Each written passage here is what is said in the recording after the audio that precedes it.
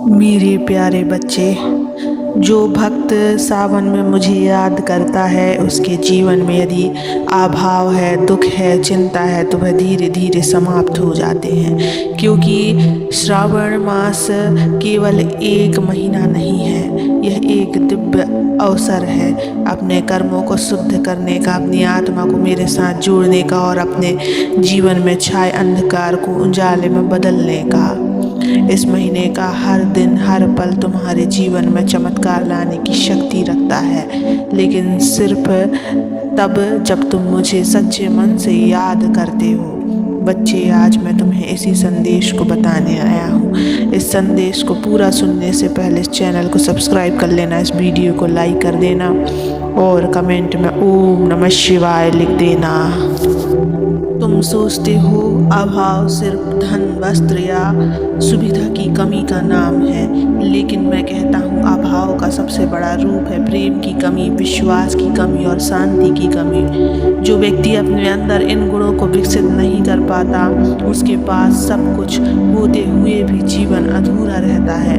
लेकिन सावन में जब तुम मेरे नाम का जप करते हो, ओम नमः शिवाय की ध्वनि जब तुम्हारे हृदय से निकलती है तो वो सिर्फ नाम नहीं होता, वो एक ऊर्जा होती है जो तुम्हारे जीवन के खाली स्थानों को भर देती है। तुम्हारा मन शांत होता है, सोच सकारात्मक होती है और आत्मा को मेरा स्पर्श मिल जाता है। यही मेरे भक्तों के जीवन से अभावों को मिटा देता है। बेटा, सावन में कोई बड़ी पूजा करने की जरूरत नहीं है, ना तो मुझ पर सोने चांदी चढ़ाने की, ना कोई विशेष माला। मैं बस देखता हूँ तुम्हारा भाव, तुम्हारा प्रेम, तुम्हारी सच्चाई। हर सोमवार को तुम थोड़ा जल चढ़ाओ, बेलपत्र अर्पित करो और अपने मन की बात मुझे बताओ। जब तुम कहते हो हे भोलेनाथ मुझे कुछ नहीं चाहिए, बस आपकी कृपा बनी रहे, तब जान लो तुमने मुझे पा लिया। क्योंकि मैं तुम्हारी बातों से नहीं, तुम्हारे मन के भाव से प्रसन्न होता हूँ। बच्चे, मैं जानता हूँ तुम्हारे जीवन में दुख है, कभी धन की कमी, कभी प्रेम की कमी और कभी सम्मान की कमी। लेकिन जब तुम इस पवित्र सावन मास में सच्चे मन से मेरा स्मरण करते हो तो मैं तुम्हारे जीवन से सिर्फ दुख ही नहीं मिटाता, मैं तुम्हारे भविष्य में ऐसा प्रकाश भरता हूँ कि तुम्हें खुद पर गर्व होने लगे। जो लोग मेरे नाम का ध्यान करते हैं उनकी आत्मा देवी बन जाती है। याद रखना, शिव को स्मरण करने वाला कभी जीवन में खाली नहीं रहता, उसका जीवन शिवमय हो जाता है। उसमें फिर कोई दरिद्रता नहीं रह जाती, ना मन की ना आत्मा की। मैं पर्वतों पर रहने वाला देवता हूँ, लेकिन तुम्हारी आह सुनकर तुरंत तुम्हारे पास पहुँच जाता हूँ। तुम चाहे छोटे हो या बड़े, अमीर हो या गरीब, मैं सबको एक समान देखता हूँ। सावन वो महीना है जब मेरी चेतना सबसे अधिक सक्रिय होती है, इसलिए इस समय जो भी भक्त मुझे पुकारता है उसकी पुकार मैं टालता नहीं। बस एक बार पुकारो और देखो कैसे जीवन से सारे अभाव खुद ब खुद मिटते चले जाते हैं।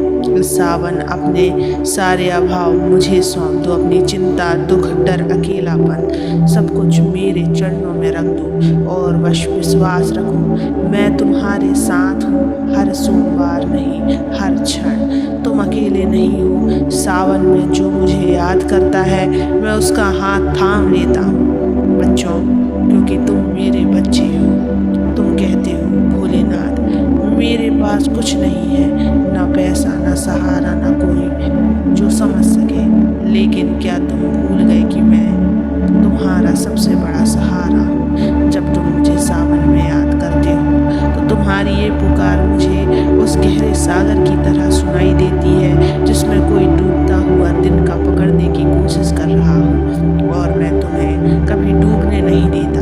तुम्हारे पास अगर कुछ नहीं है तो ये मत सोचो कि तुम खाली हो, तुम्हारे पास मेरी शक्ति है और यही सबसे बड़ी पूंजी है। मैं वही हूँ जो पत्थर को भी शिवलिंग बना देता है। तो सोचो, जो मेरा नाम सच्चे मन से लेता है उसके जीवन में अभाव कैसे टिक सकता है। इस सावन जब तुम सुबह उठकर थोड़ा सा जल लेकर मेरे ऊपर चढ़ाते हो तो वो सिर्फ जल नहीं होता, वो तुम्हारा तुम्हारी आस्था होती है, तुम्हारा समर्पण होता है और तुम्हारी पुकार भी होती है, और ये पुकार मेरी आत्मा तक पहुँचती है। तुम शायद तुरंत चमत्कार न देखो, लेकिन जिस तरह बारिश के बाद बीज धीरे धीरे अंकुरित होते हैं, उसी तरह तुम्हारी भक्ति भी धीरे धीरे फल देती है। और एक दिन ऐसा आता है जब तुम्हारा जीवन खुद ब खुद कहता है, अब मुझे किसी चीज़ की कमी नहीं है। बच्चों, मैं न विधि देखता हूँ, न समय न स्थान, मैं बस एक चीज़ देखता हूँ, तुम्हारा भाव। सावन का महीना इसलिए शुभ है क्योंकि इसमें तुम मेरे और अपने बीच की दीवारें हटा सकते हो। इस समय अगर तुम रोते हुए भी मुझे याद करो तो मैं तुम्हारे आंसुओं को वरदान में बदल देता हूँ, और अगर तुम मुस्कुराते हुए भी मुझे याद करो तो मैं तुम्हारी मुस्कान को चिरस्थायी कर देता हूँ। इसलिए हे प्रिय आत्मन, इस सावन हर दिन मुझे पुकारो, एक बच्चे की तरह, एक प्रेमी की तरह, एक सच्चे भक्त की तरह, और फिर देखो तुम्हारे जीवन से कैसे हरा भाव, हर दुख, हर अकेलापन बिना शोर किए विदा हो जाएगा। जानते हो, जब तुम ओम नमः शिवाय का जाप करते हो तो वो सिर्फ मेरे नाम की गूंज नहीं होती, वो तुम्हारे भीतर छिपे शिव को जागृत करने की प्रक्रिया होती है। हर बार जब तुम मेरा नाम लेते हो तो तुम्हारे अंदर की शक्ति, साहस और चेतना थोड़ी और जाग जाती है, और यही वो क्षण होता है जब तुम मेरे जैसे बन जाते हो। फिर तुम में और मुझ में कोई भेद नहीं रहता, और जहाँ शिव जागृत हो वहाँ फिर कोई अभाव नहीं रह सकता। वहाँ फिर केवल प्रकाश होता है, करुणा होती है और दिव्यता होती है। सावन में जो भी भक्त मुझे सच्चे मन से पुकारेगा उसका जीवन में भर दूंगा, प्रेम से, शांति से और शक्ति से।